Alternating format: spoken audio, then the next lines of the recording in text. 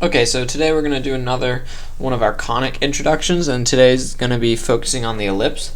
The ellipse is a type of oval. It's almost like a circle. And for these today, we're going to assume the center is at 0, 0. That's a big assumption because it makes the problems nicer and easier to understand.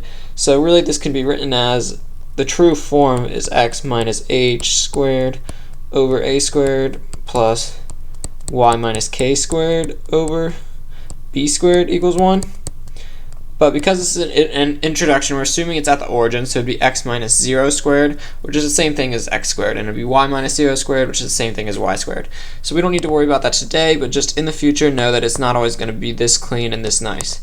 And we'll have videos later on about explaining what to do if it's not just 0 and 0. So back to the ellipse. An ellipse is like an oval, as we can see, and the formula is x squared over a squared plus y squared over b squared equals 1. Always has to be equal to 1 both times. And then we have foci and we have vertices. The vertices are at plus and minus a comma 0 if x squared is first. If x squared is first, realize that it's going to be larger in the left and right directions because the x-axis goes left to right, so it's going to be larger in the x and y x direction. So vertices at plus and minus a 0 and foci at plus and minus c 0. So, and then this is the formula for how we get c squared, which is a squared minus b squared. So that tells us that the foci will be somewhere in the inside. Foci, I keep saying foci, my bad.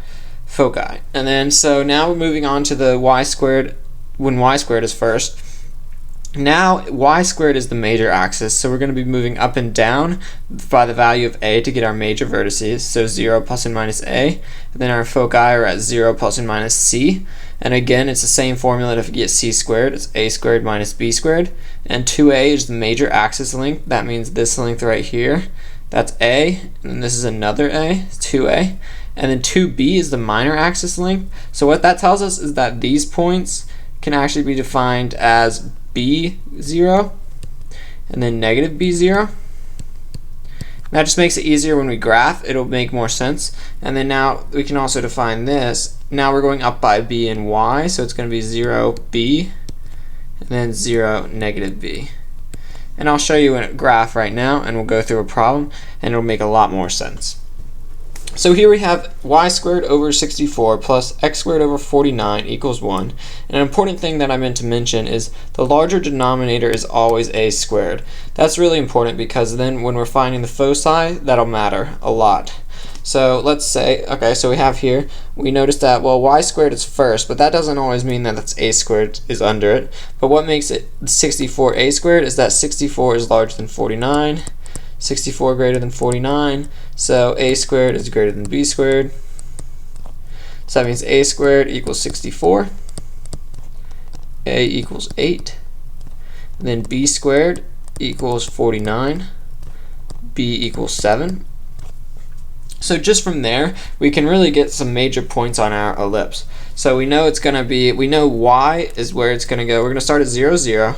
Then look, under y squared we have 64, which is a squared is 64, and then a is 8. So we're going to go up 8 because that's under the y. So up all the way 8. So, and then we're going to go down all the way 8. And these are what we call major axis vertices. So we've got 2 of those. And then now we're going to find our minor axis vertices, which in this case is the x because x has a smaller denominator.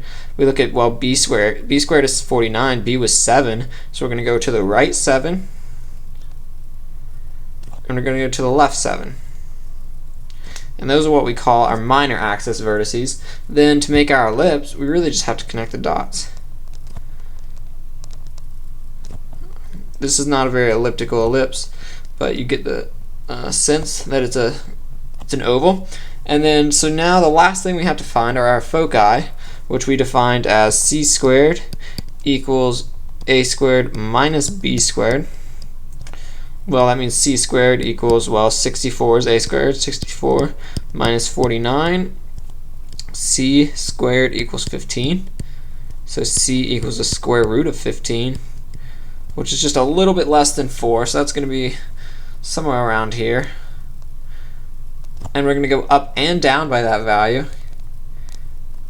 So those would be our two foci, and then so we would have all our points, and if we were to write it out, we'd say major vertices would be, well, those are defined in this case because y is first. They're defined as 0 plus or minus a, which is in this case 0 plus or minus 8.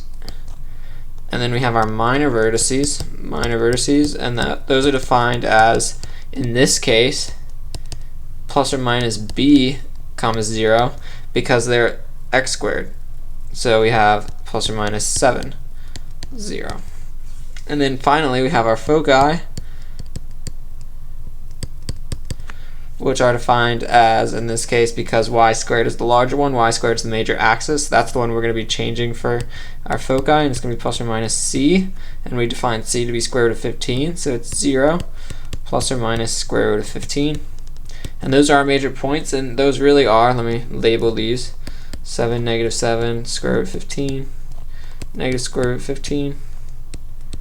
And those are really the important points of this graph, and that's what you're going to have to do.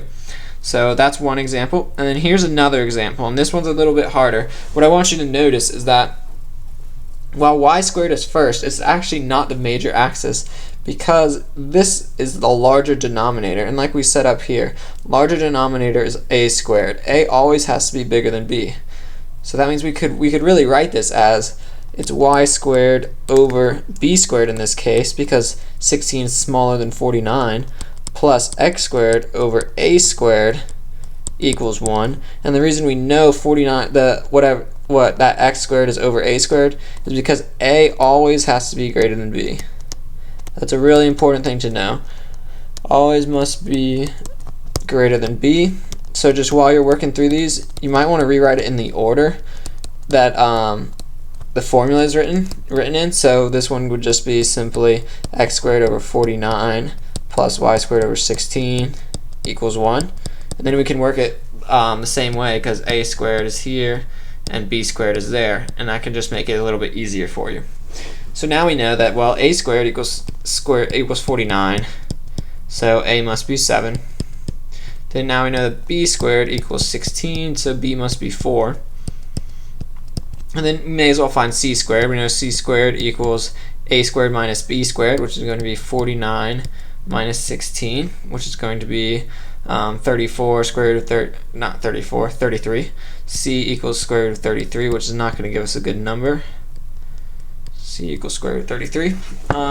So now we can actually draw out our graph, and if we think about it, we can think, well, x squared has a larger a value, so we know that that's going to be our major axis. It's going to be an oval with a larger x axis than y. So if a equals 7, we're gonna, and it's under the x, and we're gonna go over 7 to the right, I mean. So that's 7, and then to the left, negative 7. And then, okay, well, our b value, which is whatever is under y, is 4. So we're gonna go up 4 and down 4. And then we have our general shape. So now we can connect the dots. Didn't do a good job connecting them all there. And then we can finally do our c value, and in this case, because a squared is under the x, we know that our c value is going to affect the x coordinate.